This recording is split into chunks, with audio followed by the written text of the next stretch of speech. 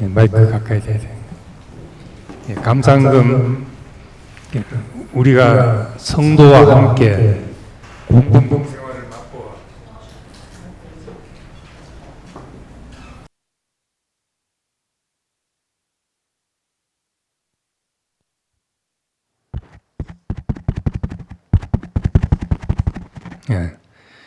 우리가 성도와 함께 공동생활을 맛보아 주께 기쁨을 더하소서. 2026년 여름 집회 무명으로 감상금 드렸습니다.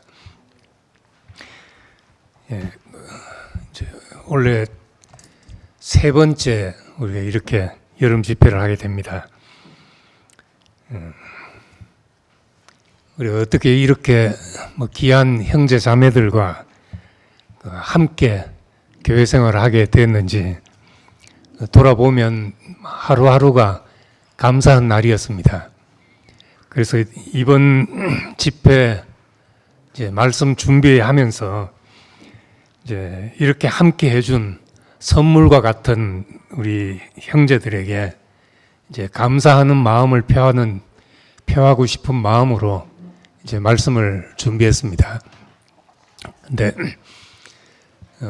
이번엔 그 보네퍼의 대표적인 저서인 성도의 공동생활이라는 이제 책을 가지고 하는데, 앞에 나를 따르라는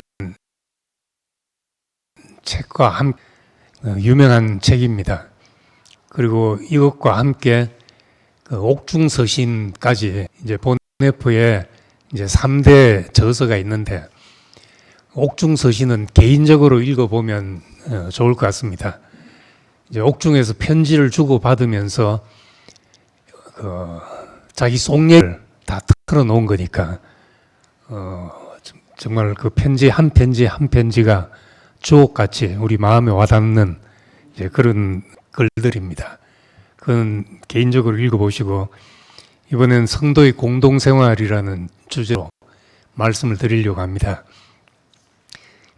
우리 청년들하고 몽골 가기 전에 이제 가서 좀 거기에 몽골에 집중하자면은 노트를 그 전에 다 해놓고 가야 되겠다 해서 좀 급한 마음으로 노트에 이 책에 있는 내용을 발췌를 해서 노트를 만들었습니다. 그 사이에 이제 공개가 돼서 다들 읽고 오니까 하는 얘기가 말씀이 셉니다 이러더라고요. 평소에 제 기조에 비해서. 그래서 제가 다시 읽어보니까 세더라고요. 센데 사실은 책에 있는 거에 비해서는 덜 셉니다. 그 보네퍼가 처한 상황, 그 히틀러를 독일 교회가 메시아로 여기고 있던 그런 상황에서 무엇이 정말 성도의 공동생활인지를 분별하고자 하는 그 간절한 마음이 담겼기 때문에 이제 그 상황에서는 이렇게 세게 말할 수밖에 없는 내용들입니다. 그렇지만 이제 또 우리의 상황은 다르니까 저는 그걸 가지고 정말 이렇게 함께하게 된 형제들에 대한 감사의 마음을 가지고 말씀을 해야 되겠다는 생각을 했습니다. 그래서 오늘 첫 번째 말씀입니다. 요한 1서 1장 1절에서 3절입니다. 태초부터 있는 생명의 말씀에 관하여는 우리가 들은 바요, 눈으로 본 바요, 자세히 보고 우리 손으로 만진 바라. 이 생명이 나타내신 바 된지라. 이 영원한 생명을 우리가 보았고 정언하여 너희에게 전하노니 이는 아버지와 함께 계시다가 우리에게 나타나신 바 된 이시니라. 우리가 보고 들은 바를 너희에게도 전함은 너희로 우리와 사귐이 있게 하려 함이니 우리의 사귐은 아버지와 그의 아들 예수 그리스도와 더불어 누림이라. 아멘. 우리의 사귐은 아버지와 그의 아들 예수 그리스도와 더불어 누림이라 하는 것이 오늘 함께 나누려는 내용입니다. 교회는 이제 하나님께서 그리스도 안에서 사람들의 이제 공동체입니다. 우리가 모은 사람들이 아니기 때문에 하나님이 불러 모으셨다고 우리가 고백을 합니다. 그래서 교회의 본질은 사람들이 모였다는 데 있지 않고 하나님이 부르셨다는 데 있습니다. 이제 그런 의미에서 제게는 이제 이것이 거룩한 물이 성도이고, 그동안은 성도라는 말을 잘 안 쓰고 그 형제 자매 교회 생활 이렇게 했지만은 이 말을 그대로 쓰고 싶은 마음이 들었습니다. 성도의 공동생활, 함께하는 생활. 그래서 우리가 왜 함께 해야 하는가? 그것은 함께 있도록 부름받았고 지음받았기 때문에 우리는 우리 홀로 사명을 감당할 수가 없습니다. 그래서 우리는 함께하는 시간이 필요하고 함께하는 생활이 필요합니다. 처음 캐나다 가니까 만나는 한국 사람들이 대부분 다 교회를 다니고 있었습니다. 여기는 교회 다니는 사람 비율이 적어도 50%는 넘을 것 같은 그런, 한국에 비해서 훨씬 더 교회 다니는 사람들 비중이 많은 것 같아서, 그래서 미국에는 어떻게 이렇게 전도가 잘 됐나 생각을 했는데, 교회 가서 정작 보니까 이민 와서 교회 안 가면은 안 되는 상황들이 너무 많은 거예요. 우선 교회에 가야 정보를 얻게 되고, 먼저 온 이민자들한테 뭔가 가이드를 이제 받게 되죠. 그래서 이민 오면 공항에 나온 사람이 그가 다닐 교회와 그의 직업까지도 결정을 하는 그런 상황이 됩니다. 또 자녀를 키우자면 교회를 가야 그래도 한글이라도 배우게 되고, 또 유학생들은 교회 가면 밥도 주고 하니까 교회를 다닙니다. 더구나 사업하는 사람들은 교회 가야 인맥을 넓히고 뭐라도 그 사업의 기반이 교회에서 생길 수 있기 때문에, 그래서 이제 다들 교회를 나오고 있습니다. 어떤 이유에서든 어쨌든 교회에 와서 앉아서 말씀을 들을 수 있다는 것은 좋은 일이죠. 그렇지만 이제 우리가 그것이 교회의 기능인가, 예수 그리스도의 공동체는 무엇이 다른가, 이런 것을 우리가 근원적으로 다시 한번 생각해 볼 필요가 있었습니다. 우선 우리가 형제 자매들과 함께 살아간다는 것은 당연한 일이 아닙니다. 교회의 시작이신 예수 그리스도는 반대하는 사람들 한복판에서 사셨습니다. 반대하고 핍박하는 사람들 속에 계셨고, 마지막에는 제자들도 떠나고 조롱하는 사람들에게 둘러싸인 채 생을 마감하셨습니다. 그는 하늘의 뜻이 땅에 이루어지게 하려고 늘 반대하는 사람들 속에서 죽음을 앞에 놓고 사셨던 겁니다. 우리처럼 이렇게 같은 뜻을 가지고 같은 마음으로 모여서 우리가 교회 생활을 한다. 예수님은 시작하셨지만은 그런 것을 전혀 누리지 못한 분입니다. 우리는 이제 우리의 의지나 결단이 아닌 하나님으로부터 온 것이라는 것을 이제 강조하려고 하다 보니까 모든 것을 수동태를 쓰는 것을 좋아합니다. 나로 말미암지 않았다는 것을 말하기 위해서 어쩔 수 없었다, 또 주님은 끌려가셨다, 예수님의 죽음은 자살이 아니고 타살당하신 것이다. 물론 이런 말들이 다 맞는 말입니다. 그렇지만 더 중요한 것은 예수님이 죽음을 몰랐다가 갑자기 당하신 일이 아니라는 겁니다. 하나님의 나라 이야기를 하면 기득권을 가진 종교적인 사람들 반대에 부딪힐 걸 왜 몰랐겠습니까? 성전을 둘러엎고 제사 제도를 끝내려고 하면은 그 성전에 있던 사람들이 벌떼처럼 일어날 것을 모르는 분이 아니었다는 겁니다. 그런 분이 그렇게 하셨다는 것은 그분의 행동 하나하나가 자신의 죽음을 직시하면서 하신 일이라는 것을 우리는 간과할 수가 없습니다. 요한복음 10장에 보면은 내가 내 목숨을 버리는 것은 그것을 다시 얻기 위함이다. 이를 내게서 빼앗는 자가 있는 것이 아니라 나는 스스로 버린다. 이런 말씀도 하고 있습니다. 그러니까 우리가 이거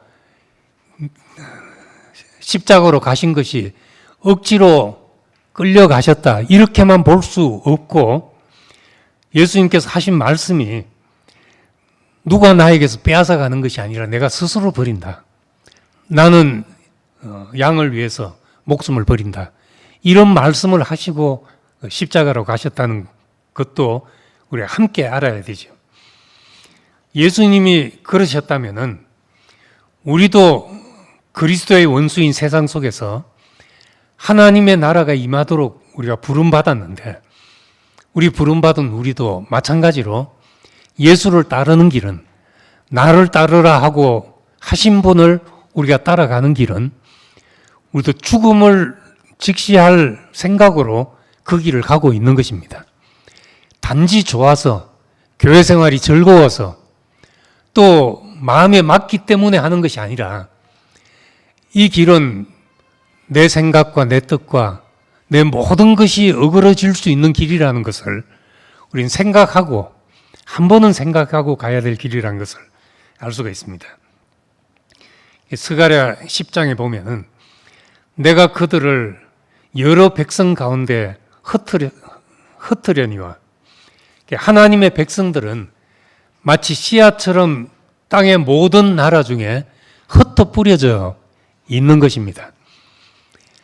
어찌 생각하면 이스라엘 백성들이 거역하고 불순종해서 하나님의 징계를 받고 흩어져서 포로로 잡혀가고 이렇게 했다 볼 수 있지만은 또 다른 눈으로 보면은 하나님의 백성을 하나님이 당신의 뜻이 있어서 백성을 흩으셨다고도 말합니다.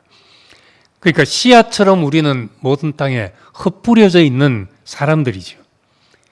이제 흩어져 있다는 것은 이렇게 교회로 모여서 내가 교회 생활을 누린다. 이런 상황이 우리의 시작이 아니라는 겁니다.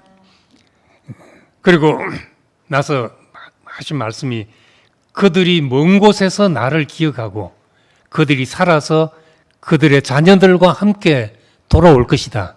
스가랴 10장에 그렇게 말씀했는데 이 말씀을 이제 요한복음 11장에 보면 흩어진 하나님의 자녀를 모아 하나가 되게 하기 위하여 죽으실 것을 미리 말씀하셨다. 그렇게 해석했습니다. 이 스가랴 10장에 있는 말씀, 하나님은 자기 백성을 흩으셔서 먼 곳에서부터 자녀들과 함께 돌아와서 이제 한 자리에 모이게 될 것이다 하는 이 예언이 예수님은 자기 죽음으로 말미암아 성취될 것이라는 것을 이제 말씀한 것이죠. 지금 우리가 교회로 함께 모일 수 있다는 것은 이 하나님의 마지막 약속의 성취와도 같은 것입니다. 우리 세상에서 사람들이 모이는 곳은 얼마든지 갈 수 있잖아요.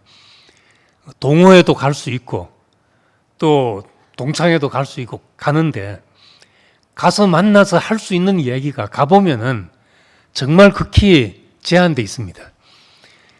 건강 얘기하고 나이 들면 이제 건강 얘기가 거의 80% 이상이죠.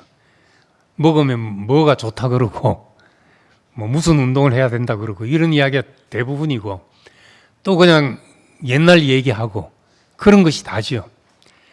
정말 우리의 구원과 은혜, 하나님의 손길을 말할 수 있는 사람들과 함께 만날 수 있다는 것은 이건 정말 귀한 축복으로 알고 우리가 교회 생활을 시작해야 된다는 얘기입니다.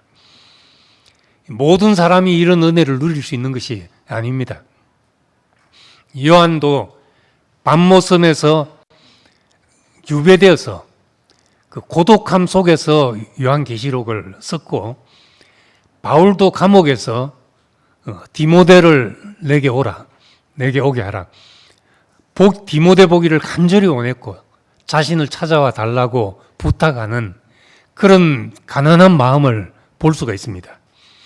이처럼 감옥에 갇힌 사람, 또 병상에 누워 있는 사람, 멀리 떨어져 있는 사람들, 이런 사람은, 이런 자리에 있는 사람들은 형제와 단 한 번 만나는 것도 얼마나 큰 축복인지 모릅니다.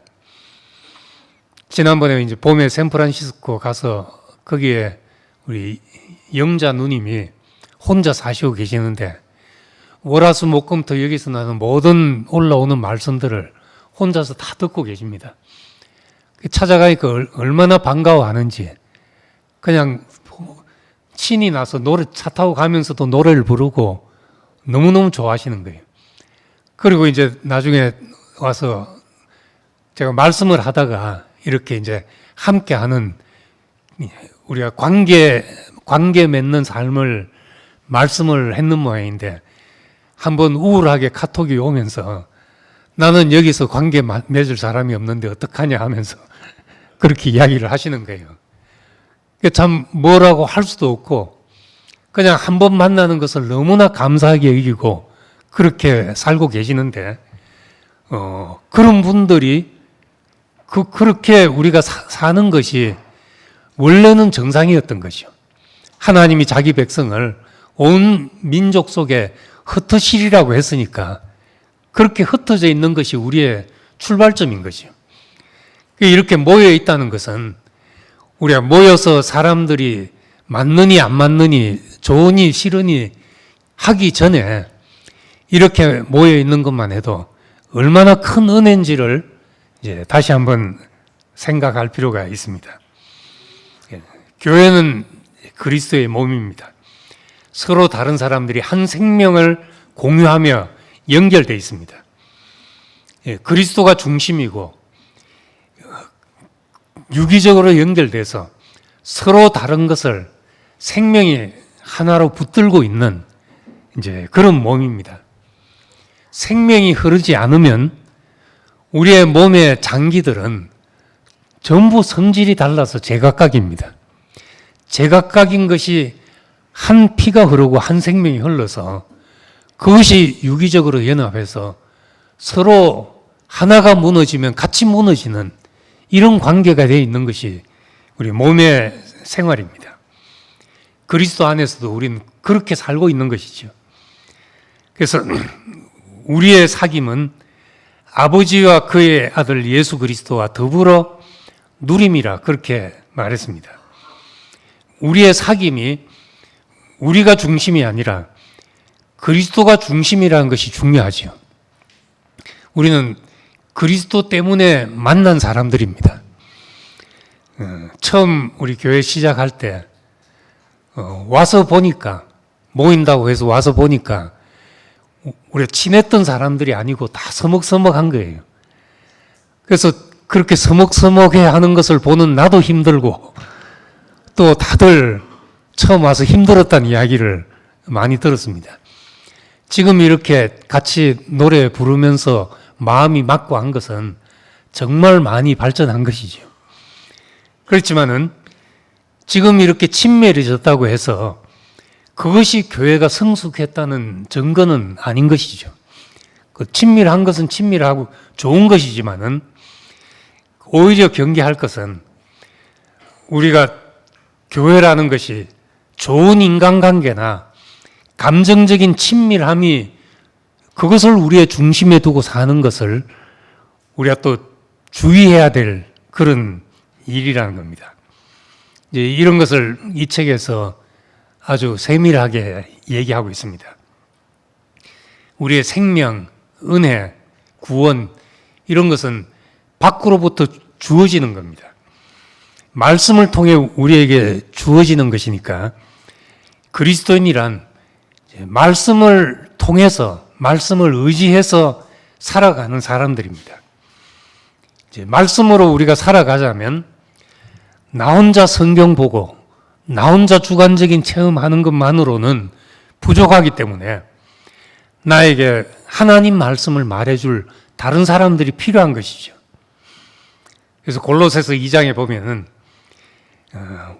우리가 서로 마음의 위안을 받고 사랑 안에서 연합하여 확실한 이해의 모든 풍성함과 하나님의 비밀인 그리스도를 깨닫게 하려 함이니, 하나님의 비밀인 그리스도를 깨닫고 우리의 모든 이해의 풍성함에 이르는 것은 서로 마음의 위안을 받고 사랑 안에서 연합할 때 가능한 일이라고 말합니다. 혼자 내가 확실히 알았다 이렇게 할 수가 없다는 말입니다. 그래서 우리가 간혹 뭔가 깨달아지고 알아지다 보면은 나 혼자 뭘 알고 다른 사람은 다 모르는 사람처럼 보일 때가 있습니다. 정말 빛비춤이 강하게 비춰지고 내가 뭔가 은혜가 깨달아질 때 그때는 이상하게 그 빛이 너무 강렬해서 나만 알고 다른 사람 다 모르는 게 아닌가 하는 생각 속에 빠지게 됩니다. 그런 생각이 들기 시작하면 이제 벌써 싹이 노래가는구나 생각하면 됩니다. 그럴 수가 없지요.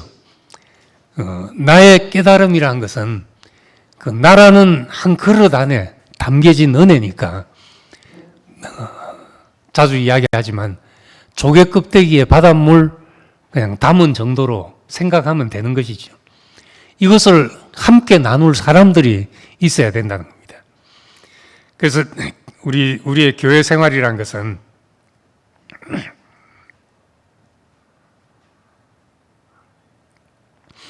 우리의 교회 생활을 우리의 사귐의 목적은 서로가 경험한 구원의 메시지를 전하는 사람으로서 같이 만나는 것이 교회 생활입니다. 내가 받은 은혜를 함께 나눌 사람을 만나는 것이 교회 생활이죠. 그리스도가 중심이 돼서 그분을 매개로 해서 내가 사람들이 만나질 때 우리는 그리스도 이야기, 구원 이야기를 하면서 만날 수 있는 사람들이 되는 것입니다. 하나님의 말씀을 나누는 사람으로 우리를 모이게 하고 교제케 하신다는 겁니다. 그렇기 때문에 우리는 이제 다음과 같은 점을 깊이 고려하면서 교회 생활을 해야 되죠. 첫째는 그리스도인의 교제는 예수 그리스도를 통해서 예수 그리스도 안에서만 서로에게 속한다는 겁니다. 이 말은 앞에 읽은 말씀대로 우리의 사귐은 아버지와 아들, 그의 아들 예수 그리스도와 더불어서 누립니다.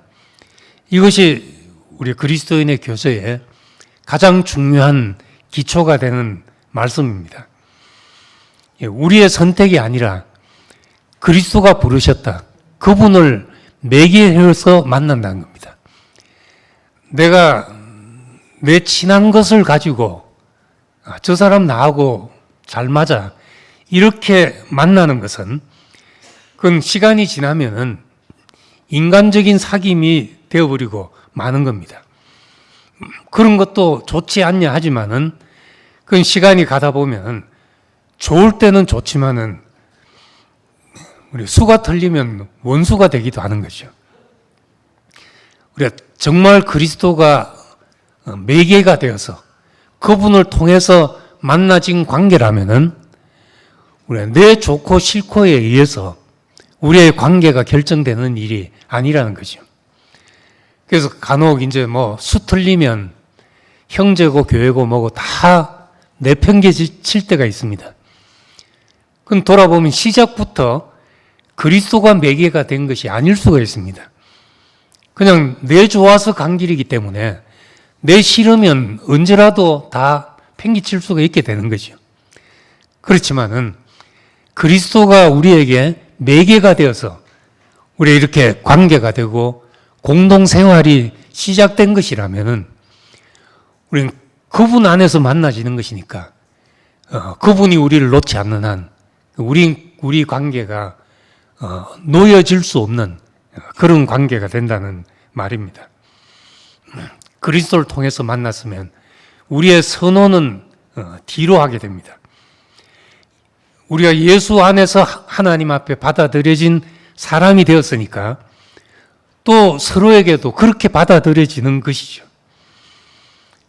그래서 우린 교회를 처음 이야기를 했지만은 교회를 이야기할 때 종종 따뜻한 분위기, 친밀하고 가족 같은 관계 이런 것을 내세우고 우리는 그런 곳이다 하면서 사람들을 불러 모으면 또 언젠가는 그것 때문에 실망해서 또 다 떠날 수도 있는 관계가 되는 겁니다. 마음 맞는 사람끼리의 모임으로 바뀌면 그건 갈등이 생기면 더 쉽게 상처를 받는 것이 되어버립니다.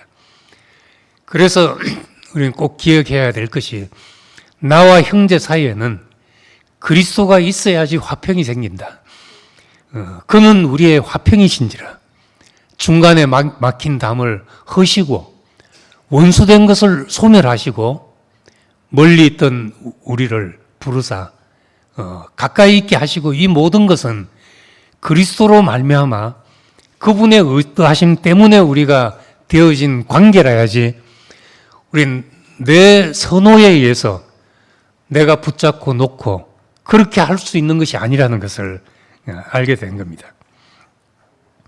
우리의 교제는 그의 인격과 그가 행하신 일에 우리가 기초하고 하는 것이기 때문에 우리는 살든지 죽든지 그리스도가 내 몸에서 확대된다. 이런 마음으로 우리는 함께 살게 되는 겁니다. 그래서 교회 생활을 누린다는 것은 꼭 내 좋은 일이 아닐 수도 있습니다. 나한테는 수고로움일 수도 있고 나한테는 짐을 지는 일일 수도 있습니다. 그렇지만 그리스도께서 우리를 부르셨기 때문에 우리를 함께하게 하셨기 때문에 그분으로 말미암아 살든지 죽든지 내가 기분이 좋든지 나쁘든지 편하든지 불편하든지 그리스도가 내게 확대되기를 원한다는 마음으로 우리는 교회 안에서 살게 되는 겁니다. 이것이 우리 교회 생활의 목적이죠. 두 번째로는 교회는 이상이 아니라 거룩한 현실이고 인간적인 현실이 아닌 영적 현실이라는 말씀입니다. 교회를 시작하자, 교회로 모이자 하고 하다 보면은 다 자기들의 이상을 가지고 시작합니다. 교회는 이래야 된다는 이상으로 시작할 수가 있습니다. 수많은 기독교 공동체가 이상의 기초에 살다가 이제 결국 무너지고 말았습니다. 교회는 이래야 한다는 것은 누구라도 할 수 있는 말입니다. 교회가 뭐 저래 하고 또 비난하는 것도 누구라도 할 수 있는 말이죠. 사도행전에 근거해서 또 산상수훈에 근거해서 우리가 이렇게 살아야지 하는 이야기는 다 할 수 있는 이야기지만은 그런 또 누구나 그렇게 노력할 수도 있지만은 그렇게 하려고 하면 할수록 교회와 사람에 대해서 실망하는 시간을 또 이상하게 한 번은 또 거쳐야 되는 거예요. 자신이 꿈꾸는 이상적인 교회 공동체의 모습을 가지고 그걸 보고 하려고 하면은 내 눈앞에 보이는 현실에 대해서 실망하는 일이 또 한 번은 생기게 된다는 겁니다. 그러니까 문제는 그러다 보면은 하나님이 우리에게 주신 약속과 축복마저도 놓치게 되는 일이 생깁니다. 이제 이런 실망, 사람을 보고 한번 실망하는 이것은 빨리 찾아올수록 훨씬 유익할 수 있다. 이제 그렇게 생각해야 됩니다. 이 교회에 대한 자신의 꿈을 교회 자체보다도 더 사랑한다면은 우리는 그건 한 번은 반드시 부딪혀야 될 벽이 되는 겁니다. 그러므로 내 이상은 한 번은 어딘가 부딪혀 깨져야 되는데 그때 비로소 하나님이 우리에게 주신 그 영적인 현실이 우리에게 감사함으로 받아들여지게 된다는 말입니다. 이 공동체에 대한 우리의 환상이 한번 깨어지고 형제들의 불완전함을 내가 마주하는 순간, 그때는 교회가 깨어지는 것이 아니라 사실은 내 이상이라는 우상이 깨어지는 그런 시간과 같습니다. 그 십계명에 어떤 형상도 만들지 말라. 저는 이 말씀을 불상만 피해 다니면 되는 줄로 생각을 했습니다.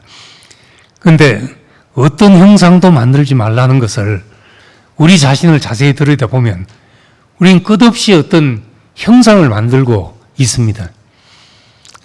나는 이래야 된다. 사람은 이래야 된다. 교회는 이래야 된다. 하는 것이 알고 보면 다 내가 만들어 놓고 있는 형상들이죠. 어떤 형상도 만들지 말라고 했으니까 우리는 어떤 이상도 내려놓고 내게 허락된 환경과 내게 주신 사람들을 봐야 이것이 하나님의 선물이고 내가 감사해야 될 일이라는 것을 이제 깨닫게 되는 겁니다.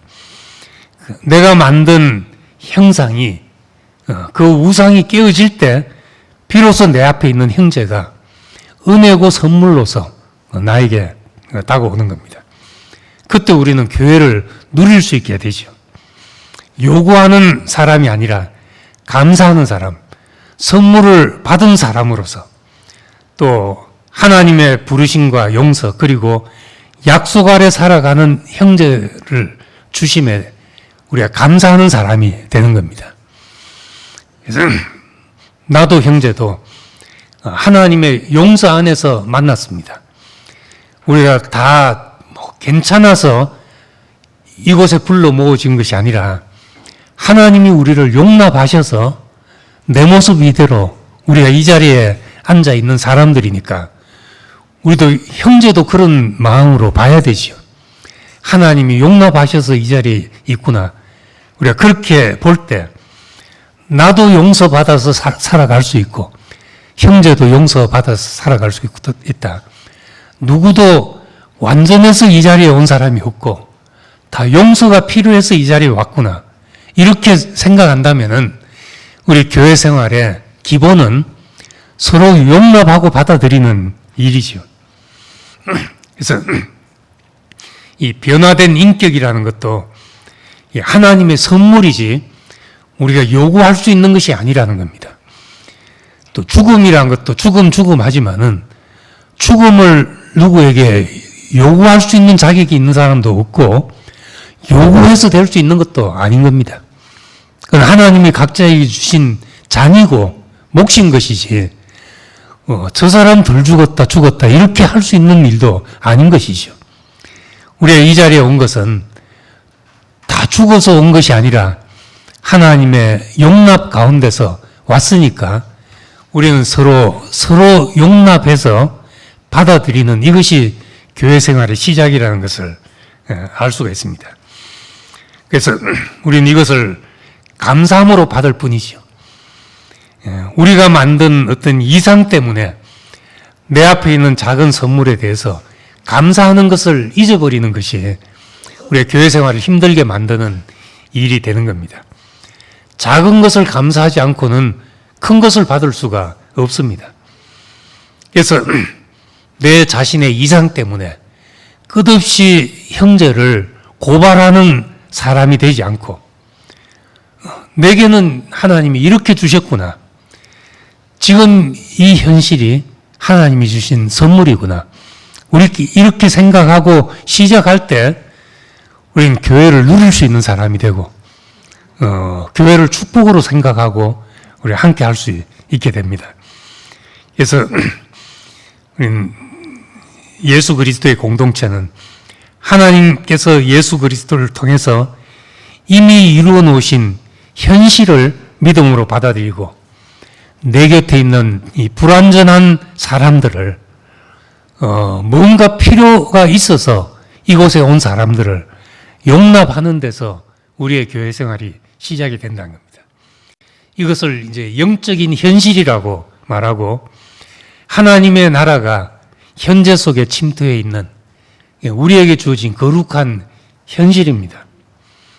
그래서 나의 이상을 사랑하지 않고 실제로 곁에 있는 형제를 사랑하자.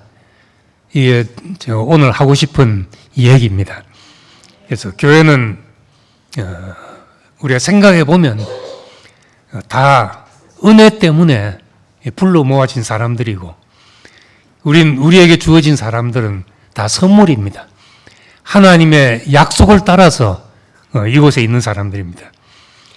예수님 자신은 그 열매를 누리지 못하셨지만은 자신의 죽음으로 우리에게 열어놓은 하나님의 이 거룩한 현실이 우리를 공동생활 안으로 부르셔서 함께하는 사람들이니까 우리는 이 자리에서 나한테 맞다 안 맞다 좋다 안 좋다 이것이 내가 고려할 사항이 아니라는 것을 우리가 깊이 인식하고 매일매일 살 필요가 있습니다.